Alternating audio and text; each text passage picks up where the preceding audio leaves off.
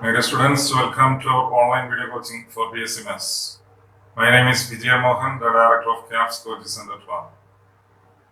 ഇന്ന് ശതമാനം പഠിക്കാം.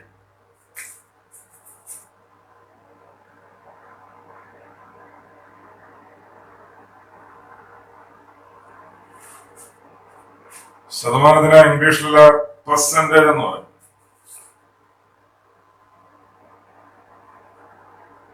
പെർസെന്റേജ് നിങ്ങൾ ശതമാനം കൊണ്ട് എന്താണ് അർത്ഥമാക്കുന്നത്? ഞാനൊരു എക്സാമ്പിൾ പറയാം. ഞാനൊരു ഫ്രൂട്ട്സ് കടയിൽ പോയി 5 ആപ്പിളുകൾ വാങ്ങി. ആ ഫ്രൂട്ട്സ് കടയിൽ ആകെ 100 ആപ്പിളുകൾ ഉണ്ടായിരുന്നു. 100 ആപ്പിളുകളിൽ നിന്ന് 5 ആപ്പിളുകൾ ഞാൻ വാങ്ങി.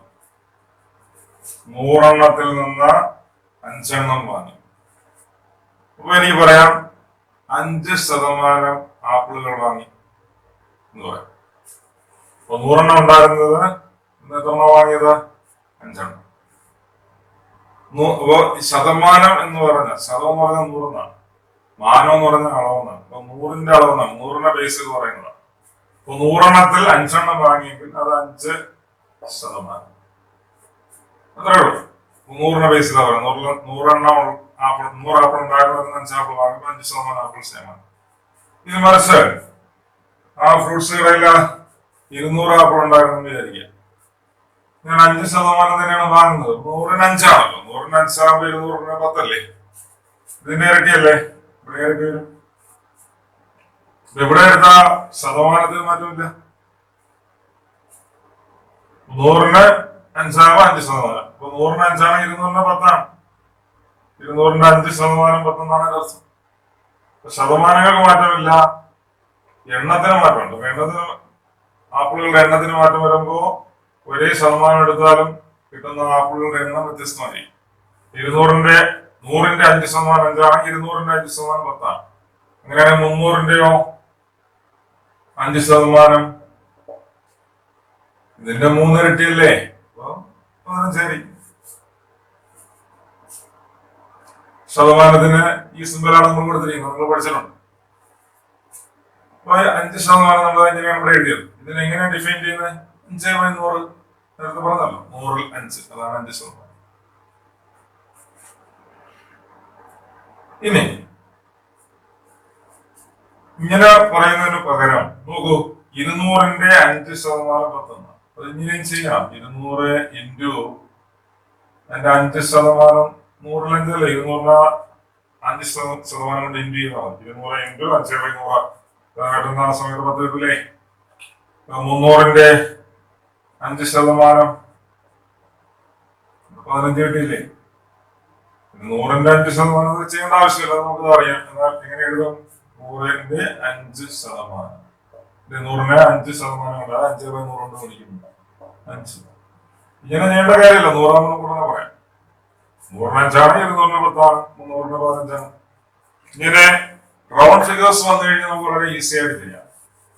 എന്നാൽ ഫ്രാക്ഷൻസ് ആണ് വരുന്നതെങ്കിലോ, ഭിന്നസംഖ്യ 6 2/1%, 33 3/1% എന്നൊക്കെ വന്നു കഴിഞ്ഞാൽ ബുദ്ധിമുട്ടുണ്ടാവില്ലേ? അത്തരം ക്വസ്റ്റ്യൻസ് ചെയ്യുമ്പോൾ വെക്കാറുണ്ട്. അതിന്റെ ഒരു ട്രിക്ക് ഉണ്ട്, ഒരു ഷോർട്ട് കട്ട് ഉണ്ട്. അത് ഞാൻ പറയാം. അത് പറയുന്നതിന് മുമ്പായിട്ട് ഒരു ഭിന്നസംഖ്യ എങ്ങനെയാ ശതമാനമാക്കുന്നത്? For example 1/2. പിന്നെ ശതമാനമാക്കാൻ എന്താ നമ്മൾ സ്കൂൾ ക്ലാസ്സിൽ പഠിച്ചിട്ടുള്ളത്? 100 കൊണ്ട് ഗുണിച്ച ശതമാന ചിഹ്നം കൊടുക്കണം. എത്രയായി? 50%. ഒരു ഭിന്നസംഖ്യ ശതമാനമാക്കാൻ എന്താ ചെയ്യേണ്ടത്? 100 കൊണ്ട് ഗുണിച്ച് ശതമാന ചിഹ്നം കൊടുക്കണം. 1/2 ആരാണ്? 50%. അപ്പൊ ഇങ്ങനെയുള്ള ഫ്രാക്ഷൻസ്, അതിന് ഈക്വലായിട്ടുള്ള ശതമാനങ്ങളുമാണ് ഞാൻ പറയാൻ പോകുന്നത്. 1/2 എത്രയാണ്? 50%. 1/3 33 and 1/3%. 1/4 25%. 1/5 20%. 1/6 16 and 2/3%. 1/7 14 and 2/7%. 1/8, 12 and 1/2%.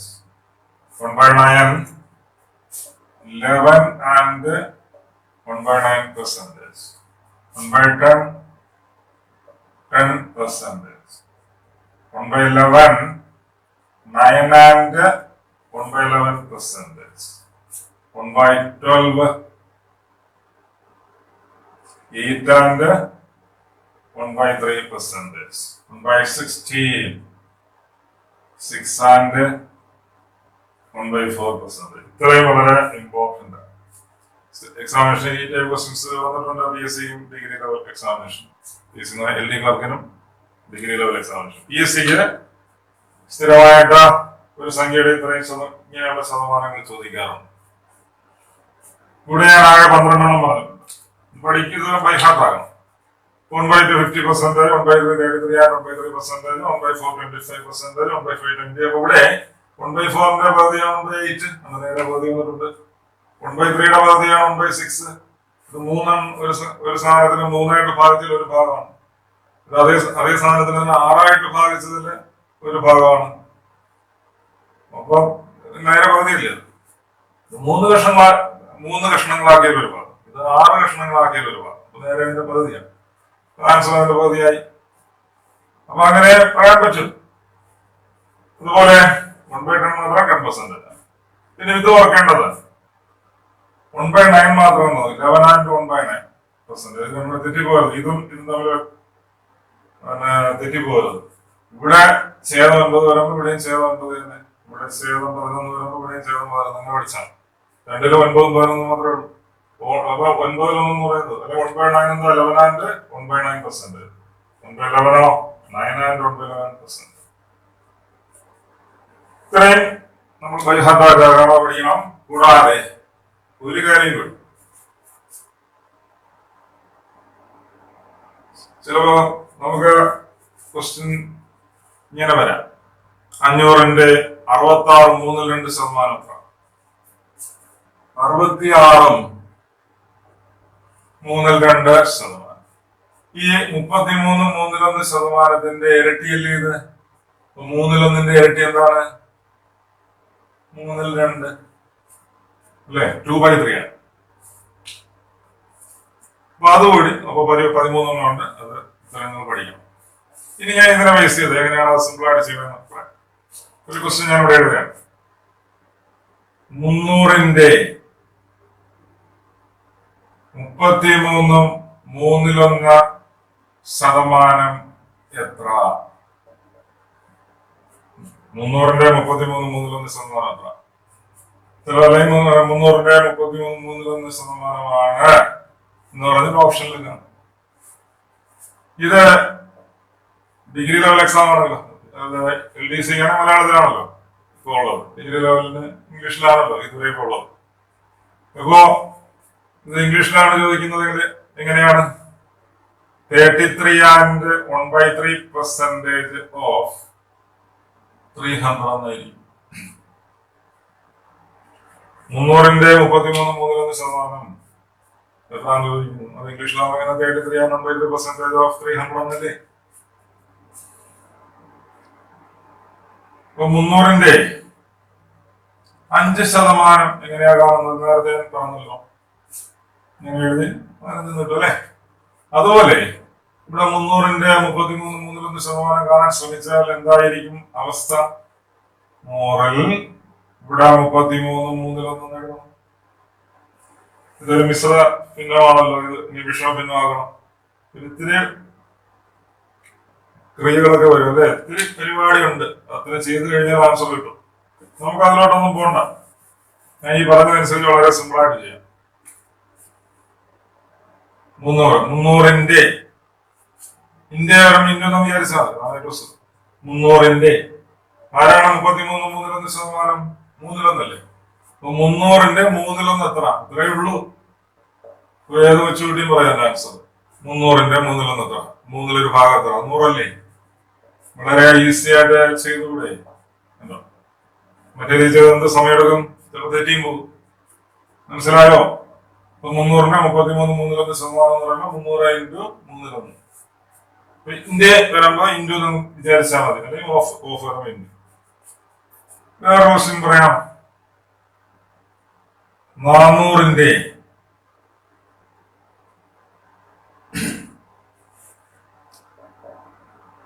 6.41 ശതമാനം. 400-ന്റെ 6.41 ശതമാനമാണ് ഡാഷ് 6 and 1/4% of 400. എന്തുവരും 400 ഇൻറ്റു അല്ല, ഇന്ത്യ വരുമ്പോ ഇൻറ്റു ആരാണ് 6.41 ശതമാനം? 16 1/16 അല്ലേ? ഇത് തമ്മില് ഇത് ഫ്രാക്ഷൻ വരെ ചെയ്ത് കാണും. 4 കൊണ്ട് വെട്ടാം. 4 കൊണ്ട് വെട്ടുമ്പോ ഇവിടെ 4. ഒറ്റ സ്റ്റെപ്പില് ഞാൻ വെട്ടിയില്ല, 4 കൊണ്ട് വെട്ടും. ഇവിടെ ഈ ഫ്രാക്ഷന് മാറും. ഇതിവിടെ എത്രയായി? 100 4 കൊണ്ട് വെട്ടുമ്പോ എത്ര? 25. 400-ന്റെ 16 എത്രയാണ്? 25. ഞാൻ ആദ്യം എന്ത് ചെയ്ത? 16-ഉം ഇവിടെ 4 കൊണ്ട് വെട്ടി. ഇവിടെ 4 വന്നു, ഇവിടെ 100. 100-ല് 4 25. അപ്പൊ 400-ന്റെ 6.41 ശതമാനം എത്ര? 25. വേറൊരു ക്വസ്റ്റ്യൻ പറയാം.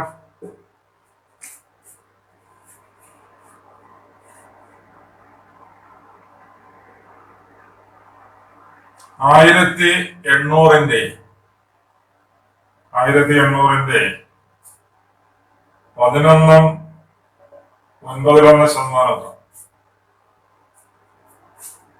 1800-ന്റെ 11.91 ശതമാനം. എന്ത് ചെയ്യണം? 1800 ഇൻറ്റു ആരാണ് 11.91?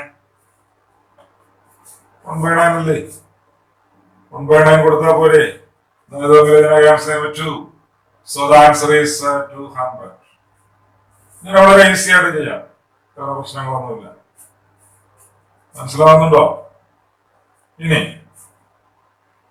ഒരു ക്വസ്റ്റ്യൻ കൂടി നമുക്ക് നോക്കാം. 600-ന്റെ 66.3 ശതമാനം എത്ര? 600-ന്റെ 66.3 ശതമാനം എത്ര? ഇങ്ങനെ എഴുതാം. 600 ഇൻറ്റു അല്ലെ, ഇന്ത്യ വരാമോ ഇൻറ്റു എന്ന് വിചാരിച്ചാൽ മതി. 600 ഇൻറ്റു ആരാണ് 66.3 ശതമാനം? 2/3. ഇത് തമ്മിൽ 2. 200 ഇൻറ്റു വേണ്ടത്ര 400. അപ്പൊ ഇന്ന് ഞാനിപ്പോ പറഞ്ഞത് ഡയറക്റ്റ് ക്വസ്റ്റ്യൻസ് ആണ്. ഡയറക്റ്റ് ആയിട്ട് ചെയ്യാൻ പറ്റുന്ന ക്വസ്റ്റ്യൻസ് ആണ് ഇപ്പൊ പറഞ്ഞത്. ഇനി ഇൻഡയറക്റ്റ് ഉണ്ട്, അത് അടുത്ത വീഡിയോയിൽ പറയാം. അതെങ്ങനെയുണ്ട്? ഇതിൽ നിന്ന് തന്നെ ഇൻഡയറക്റ്റ് ഉണ്ടാക്കാം. എങ്ങനെയായിരിക്കും? ഒരു സംഖ്യയുടെ 66.3 ശതമാനം 600 ആണെങ്കിൽ സംഖ്യ എത്ര? അങ്ങനെ തിരിച്ച്. മനസ്സിലായില്ലേ? 600-ന്റെ 66.3 ശതമാനം എത്രയാണ്? ഇത് ഡയറക്റ്റ്. ഇനി എങ്ങനെ? ഏതോ ഒരു സംഖ്യ അതിന്റെ 66.3 ശതമാനമാണ് 600 എന്ന സംഖ്യ എത്ര? അങ്ങനെ റിവേഴ്സ് ആയിട്ട് ചോദ്യം. മനസ്സിലായില്ലേ? ഇപ്പൊ നോക്കൂ, 300-ന്റെ 5 ശതമാനം എത്രയാണ്? 15. ഏത് സംഖ്യയുടെ 5 ശതമാനമാണ് 15 എന്ന് ചോദിക്കാം. ആരാണ്? 300. ഏത് സംഖ്യയുടെ 5 ശതമാനമാണ് 15 എന്ന് ചോദിച്ചാൽ ആ സംഖ്യ ആരാണ്? 300. അങ്ങനെ 300 കണ്ടുപിടിക്കുന്ന രീതി റിവേഴ്സ് നമുക്ക് പിന്നീട് പഠിക്കാം. ഇപ്പൊ നമ്മൾ പഠിച്ച 300-ന്റെ 5 ശതമാനം. അപ്പൊ അങ്ങനെയാണ് ഏത് സംഖ്യയുടെ 5 ശതമാനമാണ് 300 അങ്ങനെ ചോദിക്കും. ഓക്കെ, ഇന്നത്തെ ക്ലാസ് നിർത്തുകയാണ്. ഈ ക്ലാസ് നിങ്ങൾക്ക് ഇഷ്ടപ്പെട്ടെങ്കിൽ ലൈക്ക് ചെയ്യുക, ഫ്രണ്ട്സിനെ ഷെയർ ചെയ്യുക, കൂടുതൽ വീഡിയോസ് കാണുന്നതിന് സബ്സ്ക്രൈബ് ചെയ്യുക.